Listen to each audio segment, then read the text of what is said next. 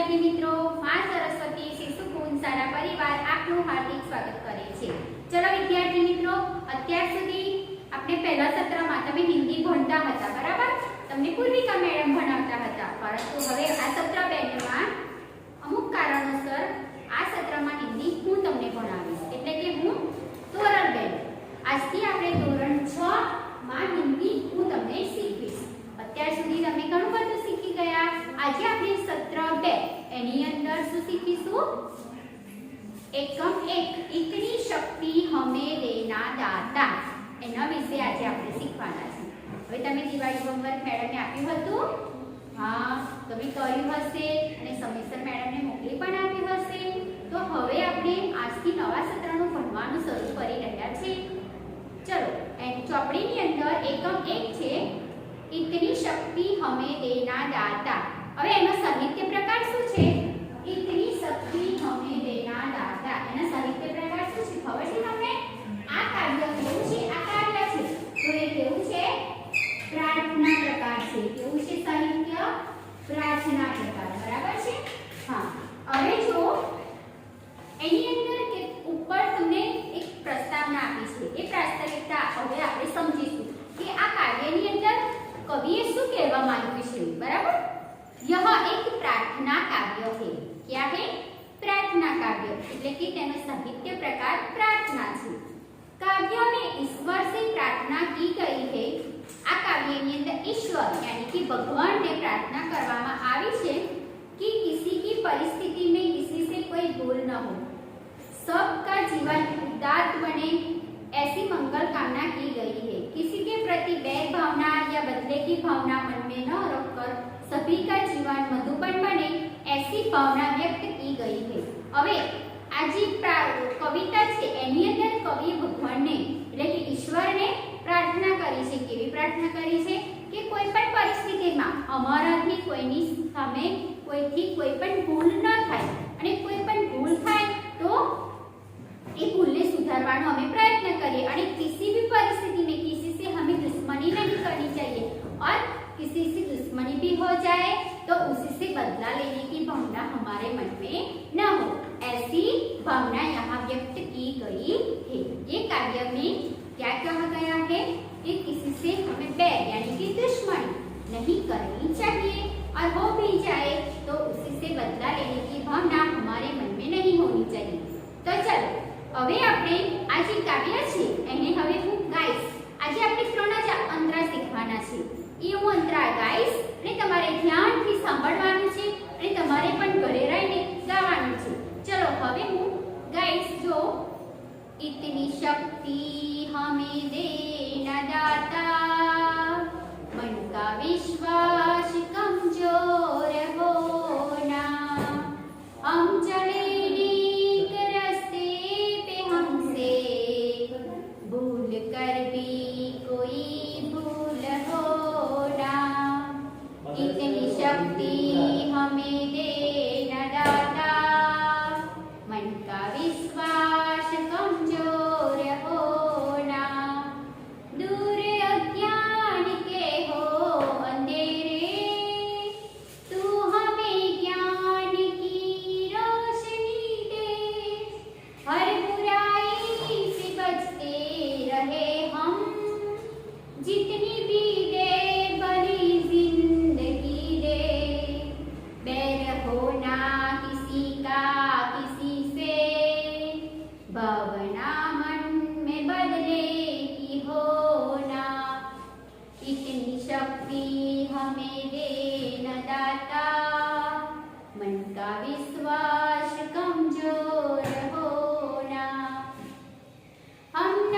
सोचे हमें क्या मिला है, हम ये सोचे किया क्या है अर्पण, फूल खुशियों के बाटे सभी को, सबका जीवन भी बन जाए मधुबन, अपनी करुणा का जल तू बहा के, कर दे पावन हर एक मन का कोना, इतनी शक्ति हमें देना दाता, मन का विश्वास कमजोर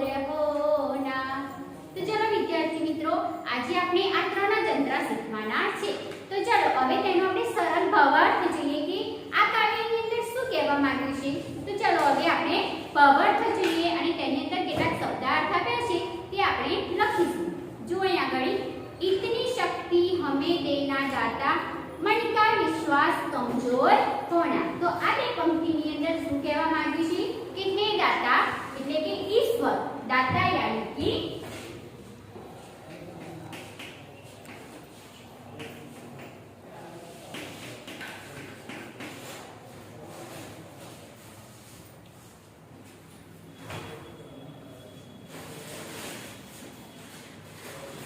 दाता यानी कि ईश्वर।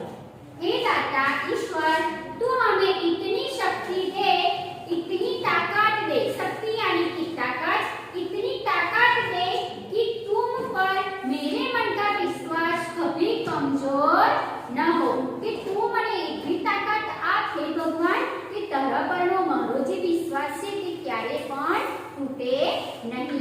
એટલે જો અહીંયા કહ્યું શક્તિ, શક્તિ यानी તાકાત।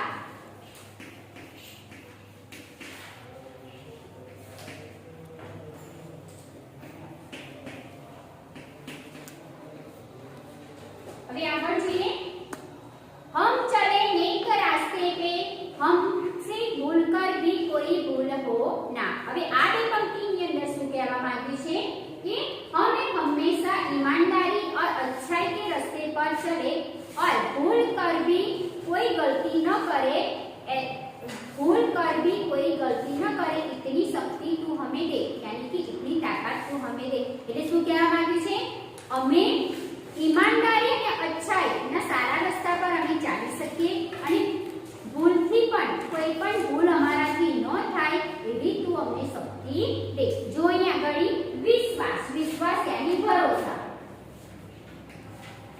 विश्वास, विश्वास यानी भरोसा।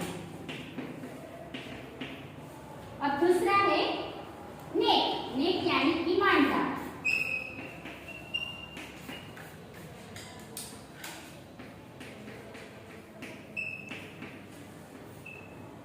आगे देखें, भूल कर भी कोई भूल हो ना, भूल यानी कि गलती।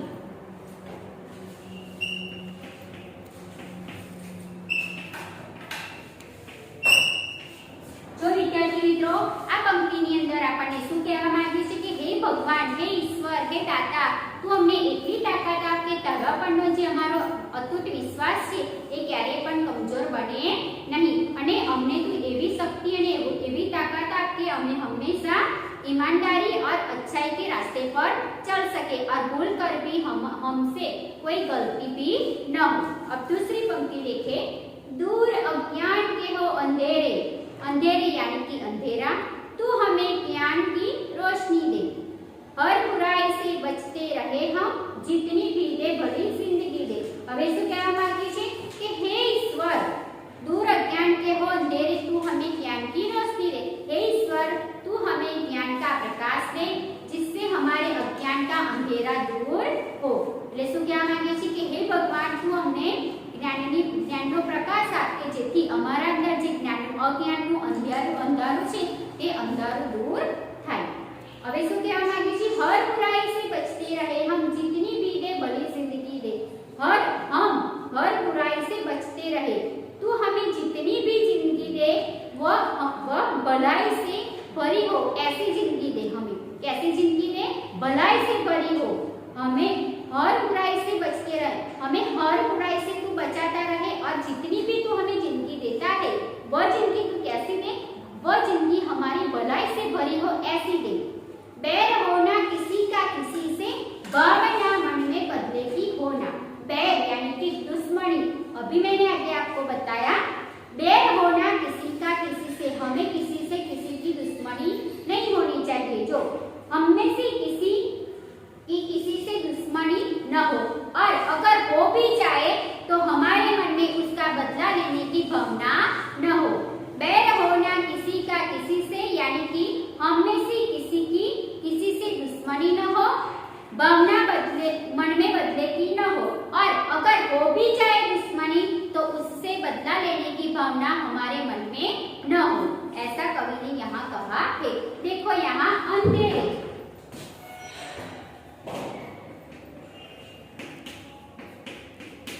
यानी कि अंधेरा,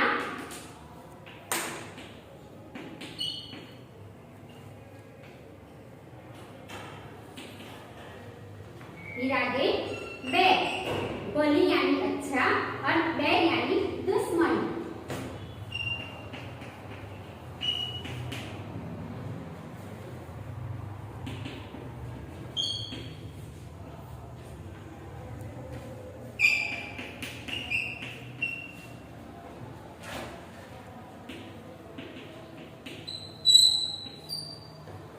अब आगे की पंक्ति देखें, तीसरी पंक्ति, हम न सोचे हमें क्या मिला है, हम ये सोचे किया क्या है अर्पण, अर्पण यानी समर्पित। अभी एनु गुजराती શું થાય છે જો हम यह कभी न सोचे कि हमें क्या मिला है, આપણે ક્યારે પણ એવું ન સોચવું કે અમને શું મળ્યું છે। हम यही सोचे कि हमने दूसरों को क्या दिया है। हमें ऐसा कभी भी नहीं सोचना चाहिए कि हमें क्या मिला है, लेकिन हम हमेशा यही सोचे कि हमने दूसरों को क्या दिया है। અહીંયા કડી શું કહેવા માંગે છે જો વિદ્યાર્થી મિત્રો કે આપણે ક્યારે પણ એવું ના સોચવું જોઈએ કે મને શું મળ્યું છે, પરંતુ આપણે હંમેશા એવી સોચ રાખવી જોઈએ, એવું સોચવું જોઈએ કે આપણે दूसरो એટલે કે બીજાને આપણે શું આપ્યું છે। હા, હવે આગળ, फूल खुशियों के बाटे सभी को, सबका जीवन भी बन जाए मधुबन। हमने दूसरों को क्या दिया है, हम अपनी खुशियों को फूल सब में बांटे और सबका जीवन उपवन सा सुंदर बन जाए। यहाँ क्या कहा गया है, हम सभी के जीवन, हम सभी का जीवन मधुबन यानी कि उपवन यानी कि बगीचे में जो फूल है और जो फूल खुशी के है वो फूल खुशी के हम सभी को बांटे। और सबका जीवन कैसा, जो बगीचे में फूल है इसी तरह खुशी से झूम उठे, ऐसा हमारा जीवन हो जाए। अपनी करुणा का जल तू बहागी, कर दे पावन हर एक मन का कोना। इसको कहवा मांगे छी कि हे ईश्वर, तू अपनी करुणा का जल बहाकर हम सबके मन का हर एक कोना पवित्र कर दे। શું કહે છે કે હે ભગવાન, તું તાર કરુણાનું જળ જે છે તે બહાવી અમારા દરેકના મનના કોના પાવન यानी कि पवित्र કરી દે। તો જો આની અંદર અર્પણ, અર્પણ यानी સમર્પિત, અર્પણ यानी समर्पित।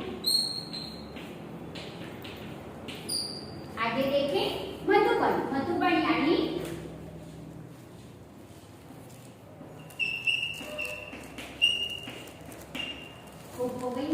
या बगीचा।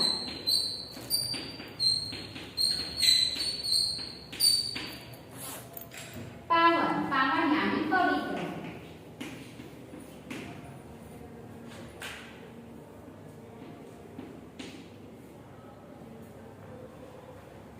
तो देखा दोस्तों, आज हमने 1, 2 और 3 पंक्ति मैंने आपको पढ़ाई। एक बार हम फिर से मैं गाती हूँ, आपको सुनना है। देखो यहाँ, इतनी शक्ति हमें दे न दाता, मन का विश्वास कमजोर होना, हम चले नेक रास्ते पे हमसे भूल कर भी कोई भूल होना।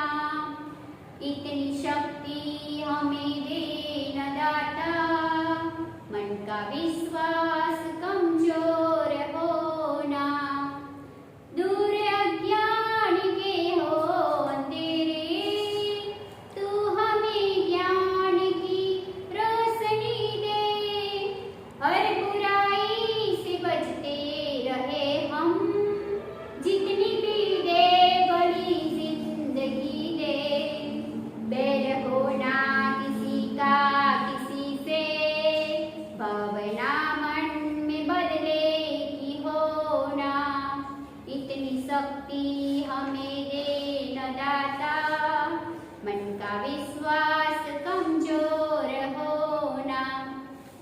हम न सोचे हमें क्या मिला है, हम ये सोचे किया क्या है अर्पण, फूल खुशियों के बाटे सभी को, सबका जीवन ही बन जाए मधुबन। अपनी करुणा का जल तू बहा के, कर दे पावन हर एक मन का कोना।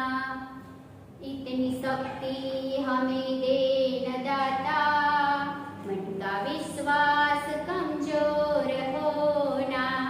तो देखा विद्यार्थी मित्रों, मैंने अभी फिर क्यों गाया, क्योंकि आपको उसका जो अर्थ है और उसका जो राग है वो आपको समझ में आए। आपको इसी तरह का जो काव्य है, जो प्रार्थना है, इसी का गान करना है। और मैंने जो यहाँ शब्दार्थ लिखे, आपको वीडियो देखकर ये शब्दार्थ भी लिखना है। तो मैंने ये जो शब्दार्थ लिखे हैं वो भी आपको लिखना है। और जो मैं आपको वर्कशीट भेजूंगी वो भी आपको समय से लिखकर होमवर्क ग्रुप में भेज देनी है। आशा रखती हूँ कि आज मेरा पहला दिन है। आशा रखती हूँ कि आपको ये काव्य का गान और काव्य जो मैंने आपको समझाया वो भी आपको समझ में आ गया होगा। और ना भी समझ में आया तो आप मुझे बता सकते हैं। फिर हम जब ऑनलाइन क्लास में हम मिलेंगे तब आप मुझे बता सकते हैं।